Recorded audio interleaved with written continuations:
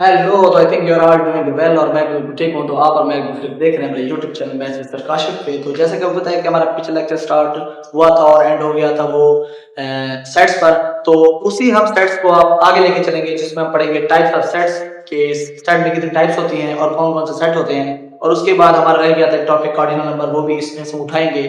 और आप हमारे साथ रहिए। तो चलते हैं सीधा बोर्ड पर और देखते हैं कितने टाइप्स के सेट होते हैं। तो फर्स्ट सेट हमारा कौन सा होता है। तो यहाँ पर जैसे कि लिखा हुआ है टाइप्स ऑफ सेट्स कि कितने टाइप के सेट होते हैं। तो फर्स्ट टाइप मैं यहाँ लिख रहा हूँ, आपने गौर करना है। तो आपकी जो फर्स्ट टाइप होगी, टाइप नंबर फर्स्ट, वो पे होगी singleton set. Singleton sets, singleton sets कौन से होते हैं? मैं डेफिनेशन यहाँ लिख रहा हूँ। A set containing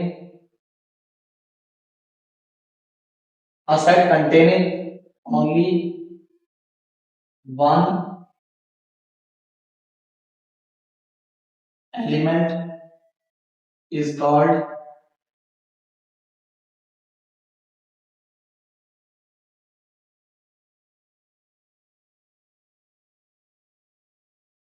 is called singleton set। अब देखें डेफिनेशन में क्या लिखा है। मैंने लिखा है a set containing only one element is called singleton set। तो आपको पता होगा एलिमेंट किसे बोलते हैं। एलिमेंट हमने पिछले चैप्टर में, हमने पिछली वीडियो में इसको कवर किया था कि एलिमेंट क्या होते हैं। ऐसा सेट, a set, ऐसे set containing only one element, ऐसा सेट जिसमें सिर्फ एक एलिमेंट हो, जिसमें सिर्फ एक एलिमेंट हो, वो मतलब क्या होता है सिंगलटन सेट।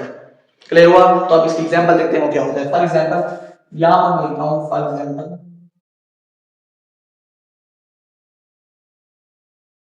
एग्जांपल मैं लिखता हूं सेट ए,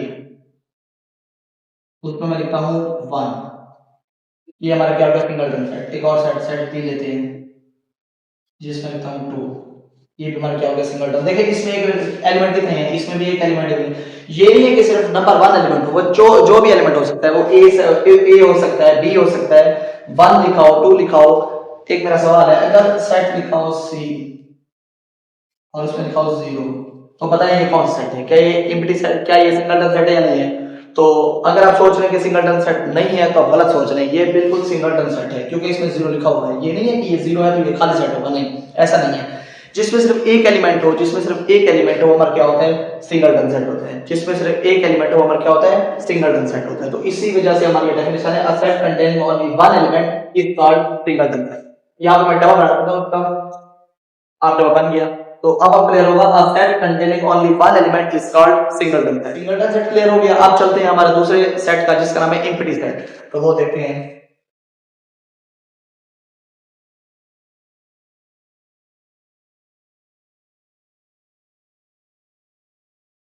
एम्प्टी सेट, एम्प्टी सेट्स क्या होते हैं? नाम पे शो हो रहा होगा, इसकी डेफिनेशन देख लें। A set containing a set containing no element is called empty set। कैसे? हमारी बात, मैंने लिखा है a set containing no element is called empty set। ऐसा सेट जिसमें कोई एलिमेंट ना हो, ऐसा सेट जिसमें कोई एलिमेंट ना हो, पर क्या होता है empty सेट। यहाँ पर इसका एक सिंपल मैं लिख रहा हूँ, जो जो इससे शो करते हैं हम। इसका सैंपल होता है भाई ये वाला। इसका सैंपल क्या होता है? ये वाला। यानी कि ऐसा सेट जिसमें कोई ना हो, कोई एलिमेंट ही ना हो, खाली हो, तो उसको हम क्या बोलते हैं empty set. For example easy वो मतलब होगा ये। तो देखें यहाँ पर कोई इसके अंदर एलिमेंट नहीं है। ऐसा सेट जिसमें कोई एलिमेंट ना हो, नो एलिमेंट, कोई एलिमेंट ना हो, ऐसा है सेट जिसमें कोई एलिमेंट ना हो, वो हमारा क्या होता है एम्प्टी सेट। अच्छा, और हमारी बात रह गई थी कार्डिनल नंबर, वो कैसे निकालते हैं देखें। पिछले सेट में आ जाए, यहाँ पर जैसे मैंने पढ़ा सिंगलटन सेट। सिंगलटन सेट का कार्डिनल नंबर हमेशा 1 होता है। कार्डिनल नंबर क्या होता है? जो सेट के अंदर एलिमेंट होते हैं, जो सेट के अंदर एलिमेंट होते हैं, उनकी तादाद को हम क्या बोलते हैं कार्डिनल नंबर। ऐसे फिर से बता रहा हूं, सेट के अंदर जो भी एलिमेंट होते हैं उसकी तादाद को हम बोलते हैं कार्डिनल नंबर। देखिए यहाँ पर जो सेट ए है, इसके कितने इसके कितने एलिमेंट है? 1 है। तो जो कार्डिनल नंबर ए के होंगे वो मान होगा 1। तो यहाँ बी में देखें, बी में कितने हैं? बी में भी साथ 1 है, तो इसका भी 1 होगा। सी में देखें कितने हैं? सी में भी, इसको लिखते कैसे हैं कार्डिनल नंबर को? n इंटू सी तो 1। यानी कि हमेशा हमेशा हमेशा सिंगलटन सेट में हमेशा सिंगलटन सेट में जो कि कार्डिनल नंबर होंगे, मैं लिख रहा हूँ कार्डिनल नंबर, हमेशा सिंगलटन सेट के कार्डिनल नंबर क्या होगा, 1 होगा। अगर उसमें कार्डिनल नंबर 1 नहीं है तो वो हमारा सिंगलटन सेट नहीं है। आई होप ये 2 सेटअप क्लियर होंगे। अब चलते हैं नेक्स्ट और सेट्स पर। अच्छा तो भाई अब हमारे पास 2 सेट क्लियर हो गए। अब नेक्स्ट 2 स्टेप्स पर चलते हैं जिसका नाम है फाइनाइट सेट और इनफिनिट सेट। ये क्या होते हैं इसको जरा देखें। हमारे पास सेट नंबर 3 है, वो है फाइनाइट सेट, फाइनाइट सेट्स। ये क्या होते हैं इसको मैं आसान तरीके से लिखा है। इसकी तरफ देखें, a set containing countable elements, क्या countable elements, a set containing countable elements, a set containing countable elements is called finite set, is called finite set. A set containing countable elements is called finite set. ऐसे set जिसके element को हम count कर सकें, गिन सकें, उसको हम बोलते हैं फाइनाइट सेट। फॉर एग्जांपल यहां पर आ जाएं,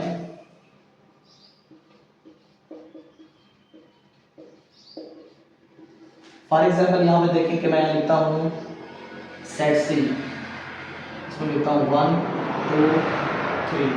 तो क्या आप इनको गिन सकते हैं 1 2 3, इसके कार्डिनल नंबर कितने होंगे 3। इसका मतलब ये हमारे पास क्या है, फाइनाइट सेट। ऐसे सेट जिसको हम गिन सकें वो क्या होते हैं, फाइनाइट सेट।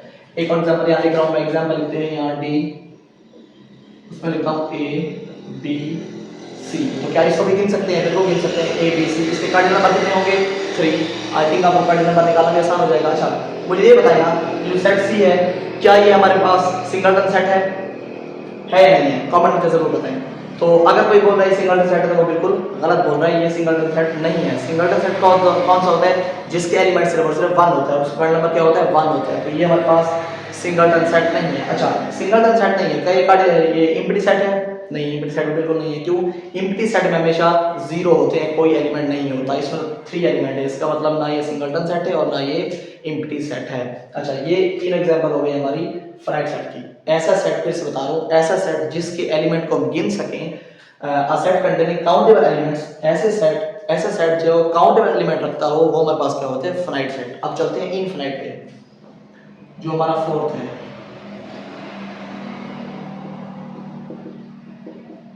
इनफिनिट सेट्स ये क्या होता है इसको जरा देख लें। अ सेट containing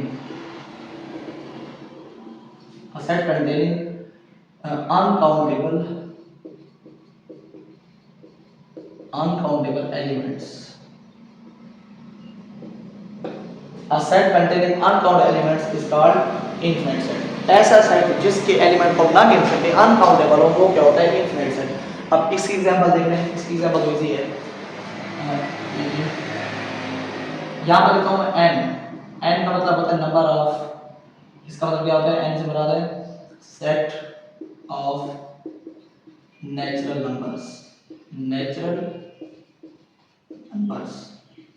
तो अगर हम नेचुरल नंबर को गिने तो हम नहीं गिन सकते। मैं मिसाल लेता हूं कि मैं बोलता हूं कि आप नेचुरल नंबर गिने, आप बोलते हैं कि 100, तो 100 से आगे नहीं होंगे क्या नेचुरल नंबर, वो तो चलते जाएंगे। तो इसका मतलब नेचुरल नंबर जो हमारे पास है वो क्या है, इनफिनिट सेट है। ये इनको हम नहीं गिन सकते, ये इनफिनिट तक चलते जाते हैं। इसके एक और एग्जांपल मैं ले रहा हूं, हम लेते हैं जी से बात क्या होता है, सेट ऑफ इंटीजर्स। इंटीजर में कौन से होते हैं, इधर से होते हैं प्लस के, इधर से होते हैं माइनस के, दरमियान में होता है 0। अब माइनस के चलते जा रहे हैं, प्लस के चलते जा रहे हैं, उनको गिन तो नहीं सकते, तो ये भी हमारे पास क्या होंगे, इनफिनिट सेट। ये दोनों एग्जांपल जो है, ये दोनों एग्जांपल हमारे पास क्या इनफिनिट सेट के हैं। ऐसे सेट या ऐसे एलिमेंट्स जिनको हम गिन ना सकें वो क्रॉस क्या होते हैं, इनफिनिट। जिनको हम गिन सकें वो क्या होते हैं, फाइनाइट। आई होप आपको फाइनाइट इनफिनिट क्लियर हो गया होगा। अब चलते हैं नेक्स्ट पर। अच्छा भाई तो अब सेट नंबर हमारा 5 है और 6 है, वो क्या है, वो लास्ट 2 सेट हैं, उसको देखते हैं वो क्या है। यहाँ पर आ जाए 5 सेट, वो हमारे पास है इक्वल सेट्स। अक्सर स्टूडेंट्स की इसमें थोड़ा सा अक्सर स्टूडेंट्स की इस सेट में थोड़ी सी कंफ्यूजन होती है, तो इसलिए मैं इसको ज़रा और मज़ीद आसान करके बयान करूंगा। तो देखें इक्वल सेट वो होते हैं, इसकी एग्जांपल मैं ले लूँ, they have same, they have same elements. इनमें हमेशा एलिमेंट जो होते हैं वो सेम होते हैं, इसमें जो एलिमेंट है तो हमेशा सेम होते हैं। फॉर एग्जांपल देखें कैसे, यहां पर मैं एग्जांपल लेता हूं, एग्जांपल है सेट ए जिसमें लिखा है 1 2 3, और मैं लेता हूं सेट बी जिसमें लिखा है 2 3 1। तो अगर आप गौर करें तो इसके एलिमेंट सेम है, यहाँ पर लिखा है 1 2 3 और यहाँ पर लिखा है 2 3 1, यानी कि जो इसमें है वही इसमें है। तो इक्वल सेट ये बोलता है कि जो सेट ए में हो वही सेट बी में हो। ये नहीं हो सकता कि यहाँ पर 1 2 3 4 हो और यहाँ पर 2 3 1 हो, 4 तो यहाँ नहीं है, तो वो हमारा सबसेट, वो हमारा जो है इक्वल सेट नहीं होगा। इक्वल सेट वो होगा जो इसमें हो वही इसमें हो। अगर एक और एग्जांपल यहाँ लेता हूँ, यहाँ पर तुम set C A B C, और यहाँ पर लेता हूँ मैं सेट डी बी सी ए। तो ऑर्डर सेम अलग हो उसमें मसला नहीं होता, लेकिन वो एलिमेंट सेम होने चाहिए। यहाँ पर लिखे ए बी सी, यहाँ पर लिखा है बी सी ए, ये तीनों के तीनों हमारे पास सेम है, इसलिए ये बोलता है कि दे हैव सेम एलिमेंट्स, उनमें एलिमेंट सेम होने चाहिए, तादाद भी सेम हो और उसमें वैल्यू भी सेम हो, तो हमारे पास क्या होते हैं इक्वल सेट्स। आई थिंक आपको इक्वल का कांसेप्ट क्लियर हो गया होगा। इसके मिलता जुलता भाई है इक्विवेलेंट सेट, उसमें ये जो स्टूडेंट है अक्सर मिस्टेक करते हैं कि वो बोलते हैं कि इक्वल कौन सा इक्विवेलेंट कौन सा है। इस वीडियो के बाद आपको ये मिस्टेक नहीं होगी। तो आप देखें 6 जो हमारा है लास्ट, वो है इक्विवेलेंट सेट। ये क्या होते हैं? इक्विवेलेंट सेट वो होते हैं जिसमें एलिमेंट सेम नहीं होते लेकिन उसकी तादाद सेम होती है, यानी कि उसमें जो नंबर ऑफ एलिमेंट्स हैं वो सेम होते हैं। तो इसमें हम लिख सकते हैं, इसकी example they have same number of elements. ये हमें नहीं बोलता कि हमारे पास जो एलिमेंट है वो सेम होना चाहिए, ये बोलता है सिर्फ एलिमेंट की तादाद सेम हो। अगर इधर एक सेट में एलिमेंट 3 लिखे हो, यानी कि एक सेट का अगर कार्डिनल नंबर 1 हो या 3 हो तो अगले सेट का भी 3 होना चाहिए। फॉर एग्जांपल देखें कैसे, यहाँ पर मैं सेट लिखता हूँ सेट एम, सेट एम लिखता हूँ जहाँ पर लिखा है 3 4 5, और यहाँ लिखता हूँ सेट एन जिसमें लिखा है ए सी एम। तो देखिए यहाँ पे लिखा हुआ है 1 2 3, यहाँ लिखा है 1 2 3, यानी कि देखिए अगर गौर करें तो एलिमेंट सेम नहीं है। यहाँ पर नंबर लिखे, यहाँ पर अल्फाबेट लिखे हैं, तो ये एलिमेंट सेम तो ना हुए, लेकिन वो बोलता है कि एलिमेंट सेम हो ना हो उससे हमें कोई फर्क नहीं पड़ता, हमें सिर्फ एलिमेंट्स की तादाद सेम होनी चाहिए। तो यहाँ देखिए 1 2 3, अब इसको कैसे सेम करें चेक करें। यहाँ पर जो m के कार्डिनल नंबर है वो कितना है, n का कार्डिनल नंबर कितना है वो जरा बताएं मुझे। 1 2 3, इसका कितना है 3 है। ऐसे अब यहाँ पर आ जाए n का कार्डिनल नंबर कितना है, n का भी 3 है, इसका मतलब ये हमारे पास इक्विवेलेंट सेट है।